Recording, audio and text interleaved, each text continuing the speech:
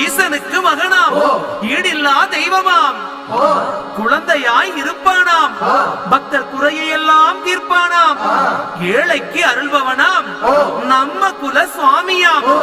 அப்படிப்பட்ட சுவாமி ரொம்ப சிறுசையா, ஆனா சக்தி ரொம்ப பெருசையா.